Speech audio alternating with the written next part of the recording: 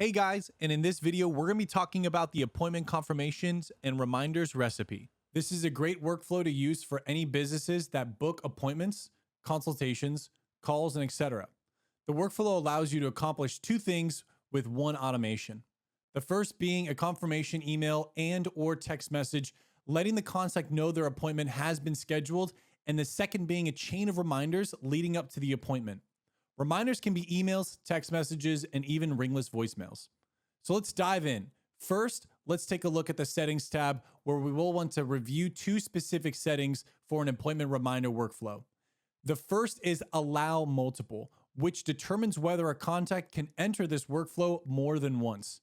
You'll likely want to enable this if the goal of the business is to get customers booking more than once.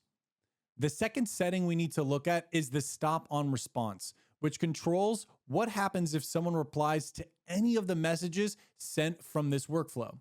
For appointment reminder campaigns, it's important to make sure this is toggled off to ensure that the contact gets all of the reminder notifications, even if they reply to a message at some point.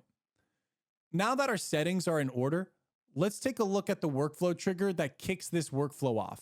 For appointment reminder workflows, you actually have two workflow trigger options, and it's important to understand the differences between them. The first is the appointment trigger, which fires whenever the status of an appointment changes, which means in the case where a calendar is set to not auto-confirm appointments, this trigger would fire when a user confirms the appointment, and then it could fire again if, say, the appointment was canceled or rescheduled. Because of this, it's important to add a filter when using the appointment trigger to specify the status you want to fire this trigger. Typically, the status would be confirmed. Again, this is a great trigger to use for businesses who don't want bookings to auto-confirm. The second trigger option for appointment reminder campaigns is the customer booked appointment trigger, which fires only when someone makes a booking via the calendar booking widget. So no, this trigger wouldn't fire if, say, a staff member is manually scheduling people on the back end. Using this trigger as it is by default will fire anytime anyone books an appointment via a widget.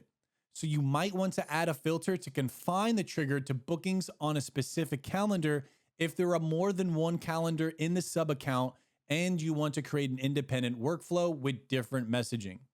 Now let's take a look at the actions. The first action will be the confirmation email, which you'll usually want to fire off immediately. In the edit action panel, you can configure the details of an email such as from name and email address, the subject, and the message body. Don't forget you can add the custom values in any of these fields to dynamically populate information from the content record. Additionally, you can select email templates if you built those using the email builder, which can be found in the marketing tab. Next, we have the wait step. But keep in mind, you may want to add text messages after each email if you also want the contact to receive appointment reminders via SMS. This first wait event is set to hold the contact until 24 hours before the appointment date or time. So one day before the appointment, this wait step will open, allowing the contact to pass through to the next step. The next step we have here is another email messaging to notify the contact that their appointment is in within 24 hours. Once that email goes out, the contact moves to the next step, which we want to be another wait step to hold the contact until when we want the next reminder to go out. In this case, we have a wait step to set to open 1 hour before the appointment, and once it opens, we'll pass the contact into the next step and then another email reminding the contact that their appointment is in 1 hour. So this is how we use the workflows to build appointment reminder campaigns. Remember, the configuration of your appointment reminder campaigns, meaning the amount of messages you want to send, the timing, and the types of message you send are completely up to you.